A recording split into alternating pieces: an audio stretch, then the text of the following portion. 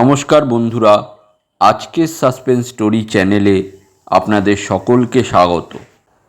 আমাদের গল্পগুলো আপনাদের যদি ভালো লেগে থাকে তাহলে অবশ্যই আমাদের চ্যানেলটিকে সাবস্ক্রাইব করে আমাদের পাশে থাকবে। আজকের গল্প ভেলকির হুমকি, লেখক হেমেন্দ্র কুমার রায়। সবাই বলে গুলে সর্দার পিশাচ সিদ্ধ, সে ইচ্ছে করলেই যেখানে খুশি যেতে পারে, যে কোনো পশু পাখির আকার ধারণ করতে পারে, বাতাসের সঙ্গে মিশে যেতে পারে। গুলে সর্দারের নামে বর্ধমান জেলার ছেলে বুড়ো মেয়ে ভয়ে থরহরি কম্পমান। তার মতো সাহসী ও নিষ্ঠুর ডাকাতের নাম আর কখনো শোনা যায়নি। সে যে কত লোকের যথাসর্বস্ব কেড়ে নিয়েছিল, কত মানুষের প্রাণ বধ করেছিল, কত গ্রাম জ্বালিয়ে দিয়েছিল, তার আর কোনো হিসাব নেই। জ্যান্ত বা মৃত যে অবস্থাতেই হোক, তাকে ধরতে পারলে সরকার অনেক টাকা বকশিস দেবেন বলে প্রচার করলেন বটে, কিন্তু আজ 10 বছরের ভিতরে কেউ তার মাথার একগাছা চুল পর্যন্ত ছুঁতে পারল না। আমার মনেও সন্দেহ হলো, তবে কি সত্যিই সে ভুতুড়ে মন্ত্রতন্ত্র কিছু জানে? তারপর তার অত্যাচারে আমরা সকলেই যখন দিশেহারা হয়ে উঠেছি, তখন হঠাৎ একদিন শোনা গেল গুলে সর্দার ধরা পড়েছে। মথুরা মণ্ডল ছিল এ অঞ্চলের খুব বড় এক মহাজন। ডাকাতের দল নিয়ে গুলে সর্দার এক অমাবস্যার রাত্রে তার বাড়ি আক্রমণ করল। ঢেকি দিয়ে বাড়ির দরজা ভেঙে ডাকাতরা ভিতরে ঢুকেই দেখল উঠোনের ওপরে বন্দুক নিয়ে দাঁড়িয়ে আছে স্বয়ং মথুরা মণ্ডল। পর মুহূর্তেই সে বন্দুক ছুড়ল এবং সঙ্গে সঙ্গে একজন ডাকাত আহত হয়ে মাটির ওপরে লুটিয়ে পড়ল। কিন্তু চোখের পলক ফেলতে না ফেলতেই গুলে সর্দার বাঘের মতো মথুরার ওপরে ঝাঁপিয়ে পড়ল। মথুরা দ্বিতীয়বার বন্দুক ছোড়বার আগেই গুলে তার ধারালো রামদা চালালো। বেচারা মথুরার মাথা উড়ে গেল তখনই। মথুরা মারা পড়ল বটে, কিন্তু ভাগ্নে ছিল উঠোনের পাশের একখানা ঘরে। সেইখান থেকে সে জানলা দিয়ে ক্রমাগত বন্দুক ছুটতে লাগলো। বেগতিক দেখে ডাকাতের দল ভয়ে সেখান থেকে চম্পট দিল, কিন্তু পালাবার সময়ে গুলে সর্দার অন্ধকারে পাঁচিলের ওপর থেকে এমনভাবে হুমড়ি খেয়ে মাটির ওপরে এসে পড়ল যে তক্ষুনি অজ্ঞান হয়ে গেল। তাকে বন্দি করা হলো সেই সুযোগে। সেখানকার থানার ইন্সপেক্টর ছিলাম আমি। গায়ের লোকেরা গুলে সর্দারকে আমার কাছে ধরে নিয়ে এলো। লোকটার চেহারা কি ভয়ানক! মাথার একগাছা চুল নেই, চোখ দুটো ভাঁটার মতো গোল, জবা ফুলের মতো লাল, নাক খেঁদা, গোঁফ বিড়ালের মতো, হাতে কাঁধে আর বুকে লোহার মতো শক্ত শক্ত মাংসপেশি। লম্বায় সে প্রায় 6.5 ফুট উঁচু এবং তার গায়ের রং আবলুস কাঠের মতো কুচকুচে কালো। তার গায়ে আর কাপড়ে রক্ত মাখা থাকাতে তাকে আরও ভয়ানক দেখাচ্ছিল। যদিও তার হাত পা বাঁধা, তবু তাকে দেখে আমার কেমন ভয় করতে লাগলো। পাহারাওয়ালাদের হুকুম দিলাম তারা যেন সর্দারের চারিদিক ঘিরে দাঁড়িয়ে থাকে। গুলে দাঁত বার করে হেসে বলল, যতই ঘিরে থাকো আর হাত পা বাঁধো বাবা, আমাকে কেউ ধরে রাখতে পারবে না। এমন সময়ে পুলিশের বড় সাহেব খবর পেয়ে তাকে দেখতে এলেন। খানিকক্ষণ অবাক হয়ে তাকে দেখে সাহেব বললেন, সর্দার, আর তুমি আমাদের ফাঁকি দিতে পারবে না। গুলে ঘর কাঁপিয়ে অট্টহাসি করে বললে,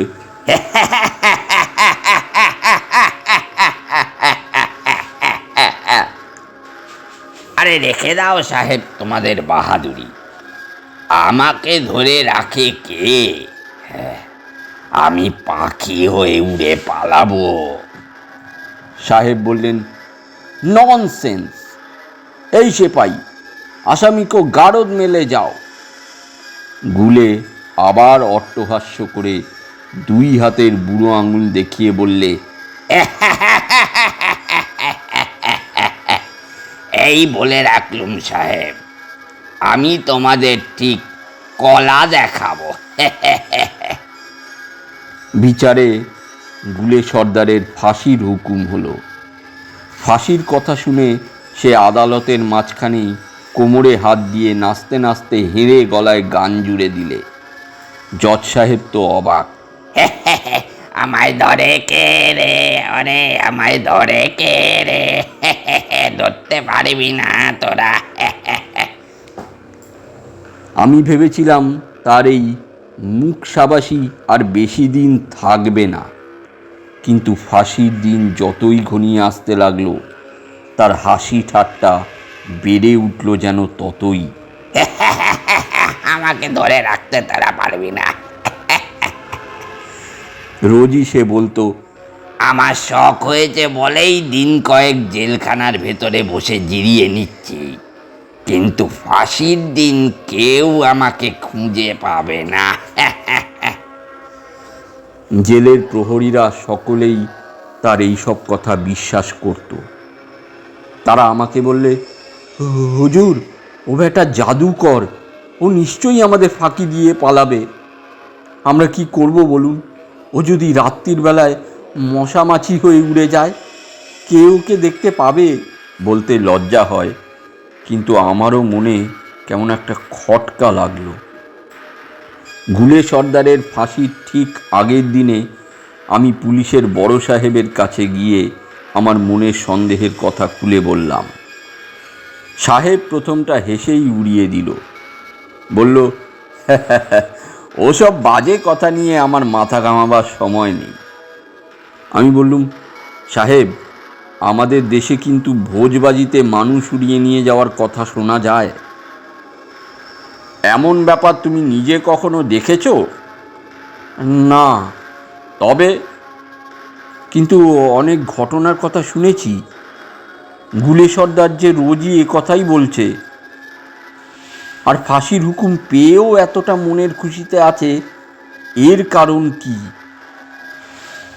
সাহেব খানিকক্ষণ স্তব্ধ হয়ে চিন্তা করলেন, তারপর দোমনার মতো বললেন, দেখো, যদিও আমি এসব আজগুবি ব্যাপারে বিশ্বাস করি না, তবু সাবধানের মান নেই।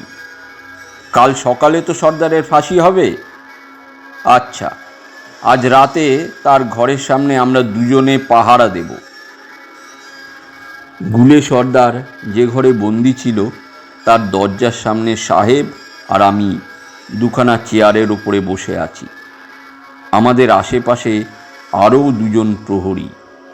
মাঝে মাঝে শুনতে পাচ্ছি ঘরের ভিতরে বসে গুলে সর্দার প্রাণের ফুর্তিতে তুড়ি দিয়ে গান গাইছে। আমাকে কেউ ধরতে পারবে না রে। রাত ক্রমে গভীর হয়ে উঠল।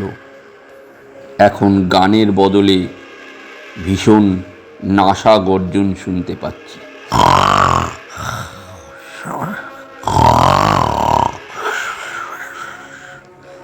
কাল সকালে তার ফাঁসি, আর আজ সে নিশ্চিন্ত হয়ে নিদ্রা দিচ্ছে।